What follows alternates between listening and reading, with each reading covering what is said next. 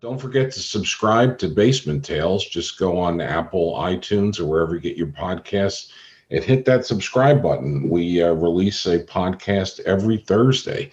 That way you'll be sure not to miss an episode.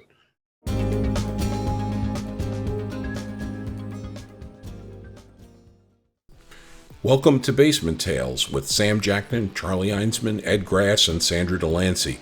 We have fun telling crazy but true stories about turning the worst possible property disasters into bags of money. Along the way, we'll pass along some important lessons to help you make cash on real estate.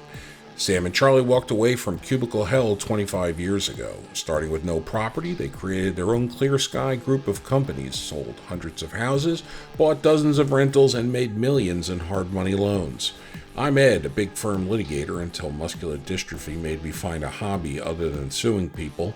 I miss it. Sandra's the normal person here with a real job plus some rentals. Her decades of friendship with the group, from office flunkies to property gurus, might help keep us all humble and focused on learning something. I wouldn't count on it. We've got a great program today. Charlie and I were talking about a couple of properties that were eventually sold but were improved by a third party. So we gave a loan, and our borrower went and hired a contractor. The contractor did work. They were to be in the second position and never recorded. And then what happened? Charlie, what happened to the one in Springfield? We'll start with that one, and then we can move on to the one in Maryland. Okay, well, so the way it worked with this was a fix and flipper. So they bought the house with the purposes of flipping it. And so the numbers were sort of like this. They bought it for $350,000. It was about a $75,000 to $100,000 renovation, right? And then the house was worth $600,000. So they were all in about $450,000. And so because the house was worth $600,000, they only came to us for the $350,000 first trust. Okay. So then what happened is they've got this company, and they're called a Concierge renovation company. And so what that means is that for some of the bigger real estate companies like Compass, Sotheby's, and a couple of the others, they actually offer this concierge service to their agents, where this company will come and they'll renovate the property, and they'll charge the homeowner, but the homeowner doesn't have to pay until the property is sold. So let's say it's a $40,000 renovation, they might charge them $50,000 and make some more upkeep, but never have the homeowner pay until the house is sold. Okay. And then that number, let's say it's $50,000, then that gets tagged on an interest rate. And so once the house is finally sold, then the contractor gets paid their money, the house is sold, and then the owner gets, a lot more money for their house because their house is in totally renovated shape. So that's how that works. So that's called a concierge service. And Charlie, so are you going to pay more for this concierge service than you would for? Yeah, you are. Okay. I think the word concierge confirms that. As soon as you said concierge service, I got nervous. And you added 20%. Yeah, you should be nervous because the renovation that would have cost $40,000. These guys got billed at $50,000. Okay, so that's the way it works. Plus, there's an interest rate on top of that $50,000. Let's say it starts 60 days later. Okay, so let's fast forward it to the deal in Springfield that Sam was referring to. The $350,000 purchase, the $600,000 after repair value. And then the renovation on this house was about $100,000 because there was fire damage to the house, right? So the contractor came in, they did a bang up job for the renovation, right? And so it was about $100,000, but our borrowers, I think, got charged about $125,000 because of the added concierge service. Well, our borrowers, keep in mind, we gave them the loan for $350,000, which is what they bought it for, right? So they don't have much money in the game. They then had this company, this concierge company. I can't name the company, right, Ed? I can't say who they are. Leave it out. Let's just call them concierge. Okay. We'll call it concierge. The episode could be The Trouble with Our Concierge. There Yeah. you go. Even though if you take the first letter of concierge, that's the same letter the concierge starts with. So concierge fixed up this house, 100 grand, right? But they charged the borrowers 125 or something like that. And then the interest starts ticking on day 60.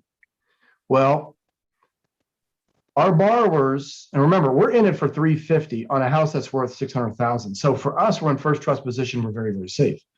Well, I guess you could probably guess, but our borrowers were agents with one of those companies that I had named earlier.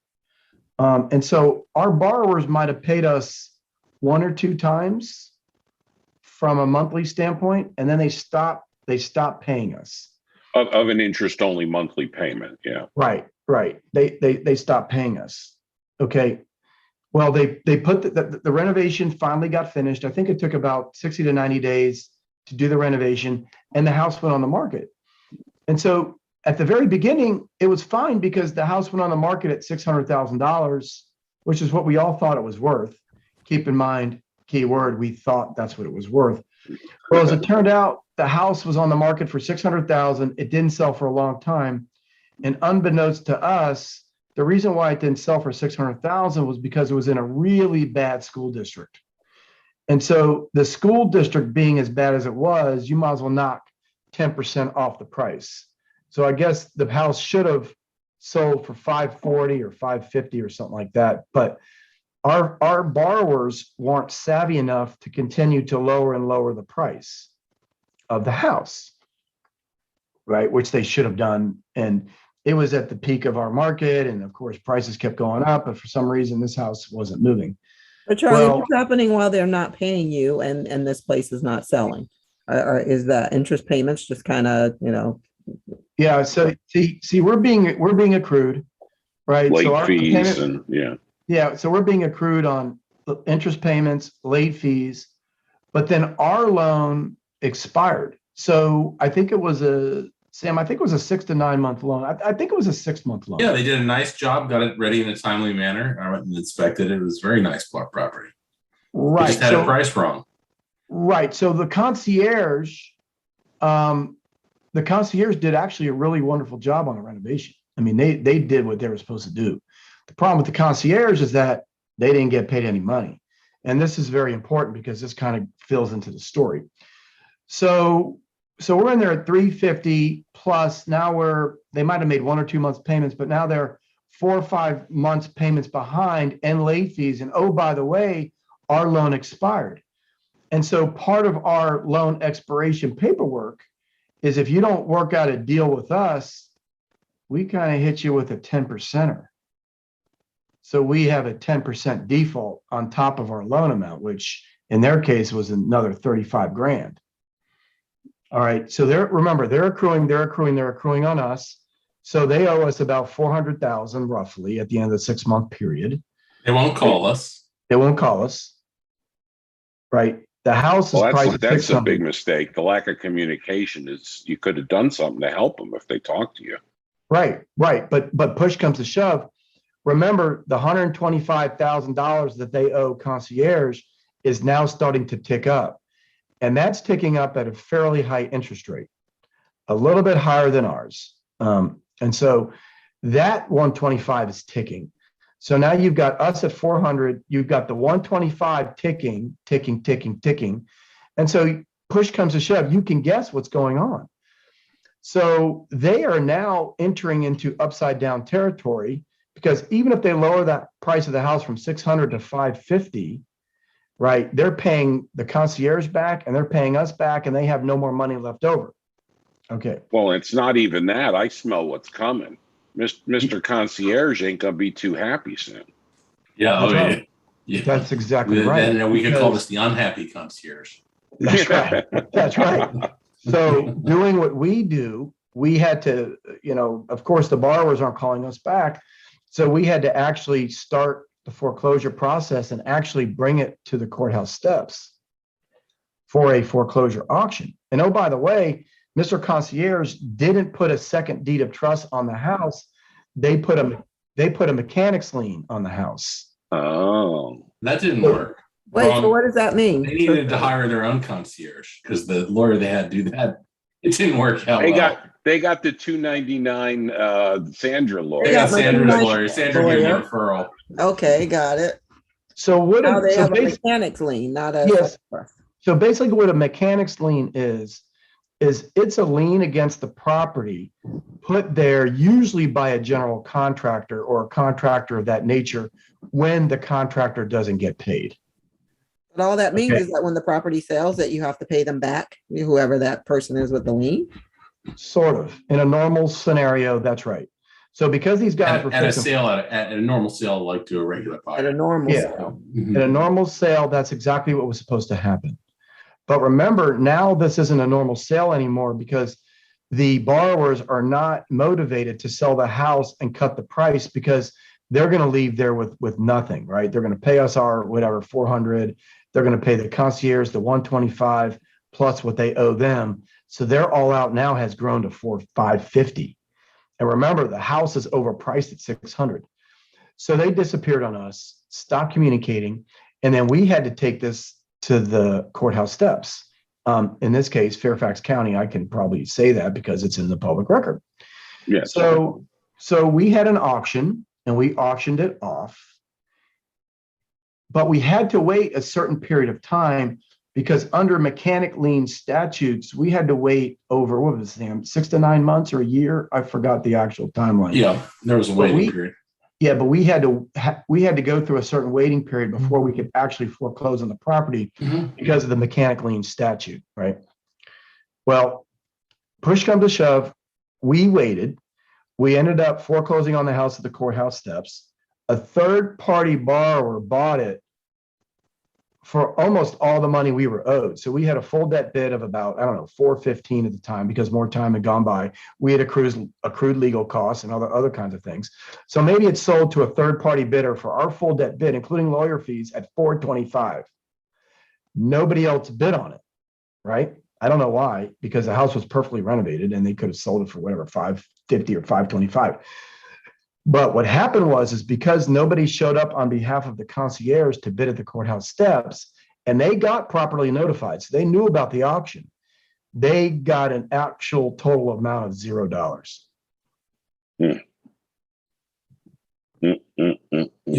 Yep. And we had another That lawyer concierge. didn't pay in that case, pay off in that case. No. Hold on, Ed. This is a perfect time for you to give your disclaimer.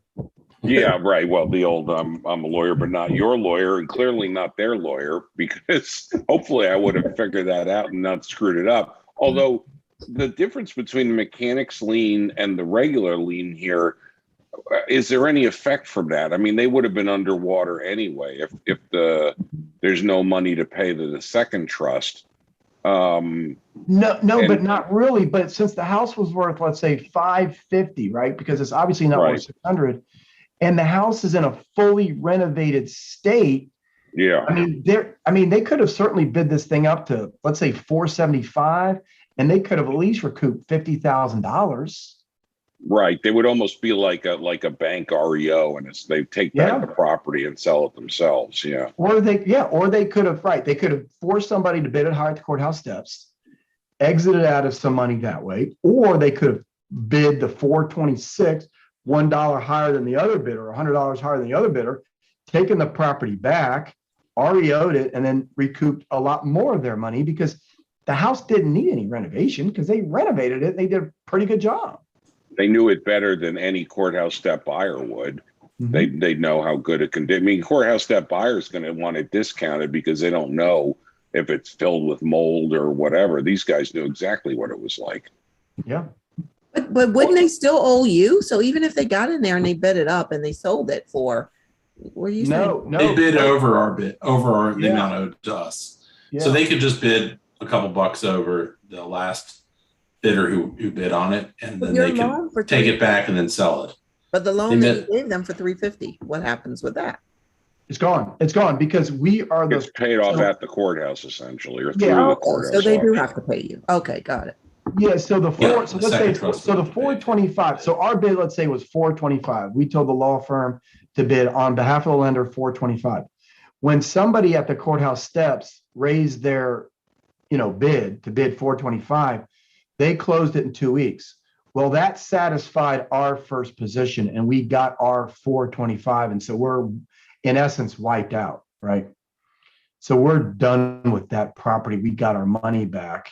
So, but admit the problem for Mr. Concierge is if they wanted to get the property, say they bid it up to 475, then they've got to pay 475 within 2 weeks.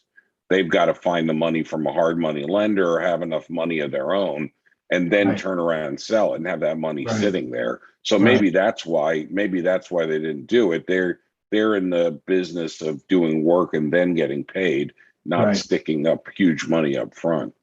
Right. Or they could have forced, the other bidders to bid it up to 475. They escape. Let's say they bid 474. Somebody comes over top of them and says 475. Then they can at least recoup the 475 minus 425. They could at least have recouped $50,000. To cover their costs or whatever, Or something. so they don't Yeah. lose a ton. Yeah. Yeah. So in this But you case, know what the basement nightmare is of this whole thing? How you get from a happy Mr. Concierge to a sad face Mr. Concierge is they didn't require any skin in the game, it sounds like. So That's right. like you guys had skin in the game in the sense that there's plenty of equity, as it turned out, just the right amount to protect your interests. But the concierge is doing all this work. It's totally their risk if things don't work out. yeah. And Yeah, no, that's absolutely right. And so for us, the funny thing about this whole thing is I was absolutely excited about this model for us, right? Because we are 350 into a 600 or even a 550. So we're $350,000 first trust into an asset worth 550. We've got a company behind us who does reputable, good work, being the contractor. Right? The borrowers have no skin in the game. All they got to do is find really, really good deals and execute on it. Right? So this is a great model. We were hoping to replicate like 50 times over. So well, we did replicate it once again. Do you want to tell the story of Maryland? oh no. The concierge showed up in Maryland too. And the borrower wouldn't communicate with us, not for a very long time, until right before the end. And the concierge did his work, but the borrower didn't have him do all the work. Like, for example, needed a roof, but he did everything but the roof or something like that. And but was it the same concierge company? That I'm not sure. It might have been. It could have been the same people to see. Anyhow, the concierge did their work. The guy tried to sell the house, but he was not a very good communicator. And the house was pretty nice. And we couldn't figure out whether after a while he took the house off the market, someone was living in it or not living in it, because they parked a car in the driveway. So the house, exactly the same circumstances, goes to auction. The lien's expired, and we bring it to auction, and nobody bids on it because it's in Maryland. In Maryland, you can't get anybody out of a house. Well, you can, but it takes so long, you might as well not try. So you got to factor that cost in, which right. is a lot. The buyers at the auction were factoring it in, and it was a little bit of a tougher neighborhood, and the buyers didn't bid it, and we got it back. So come to find out, we go over and unlock the door, and nobody's inside it, and the car is actually just the neighbor's car. So nobody bid on it because it was a neighbor's car, and we got a good win at the auction that day. Wow. And changed the roof, sold the house, made plenty of money. Actually took all the concierge's money that they left on the table. That doesn't sound like a great line of business. Although no, I there's a neighbor, I didn't know the term concierge service like that, but there's a neighbor who was going to do something like that. And because their house had not been renovated 25 years, they wanted to sell it. They knew, let's get it in good shape. The concierge came and did like a whole dog and pony show with examples of all this other stuff. And then they started and they did terrible work. So I don't know how it seems like a good idea, but everybody's got to protect their interests or you're going to have a sad face. But this is like, you got to here. Let me tell you the numbers. All right. You guys are going to absolutely lose your mind. This is because the car was in the driveway. solely because nobody wanted to buy an occupied house in the state of Maryland at the foreclosure auction. And so the numbers went like this. Oh, by the way, the street name was where Nike headquarters are located. That's all I'm going to say, the state. Okay. So our loan amount on the first trust was $190,000, right? And it took us about probably about a year, maybe a year and a few months to actually foreclose. All right. So 190 plus fees, plus our $19,000, 10% penalty. So from a loan standpoint, we're probably in there for about, I don't know, Sam, about 240-ish, something like that. All right. And so nobody bought the house at the courthouse steps. So we ended up taking it back. We had to put another 15, 20,000 into it because we did have a leaky basement. They didn't do a good, oh, I know why. I think the power was out and the sump pump leaked. And so we had to do some finishes in the basement. So we had to spend about 20 grand. So don't feel bad for us. Right? Yeah, well, so I think maybe the moral of the story to wrap this sucker up is make sure everybody's got skin in the game. If these concierges are relying on these other people not to screw it up, and let's say they had 25,000 of their own money, it doesn't even have to be huge. They're going to be paying more attention to this instead of just throwing their hands up and saying, "Oh well, I'm out. I just lose my time." That's exactly right. And so we ended up doing an REO sale on it, and we sold it for 364 minus 10. So a basement tail nightmare can be a happy face for the lender. And who wants to make banks happy? So, well, if you like making banks happy, hit like and subscribe. That doesn't seem right. And sorry for our video viewers. I'm a black screen today because apparently I don't know how to use a camera. But by next week, if you like and subscribe us, I will have a camera working.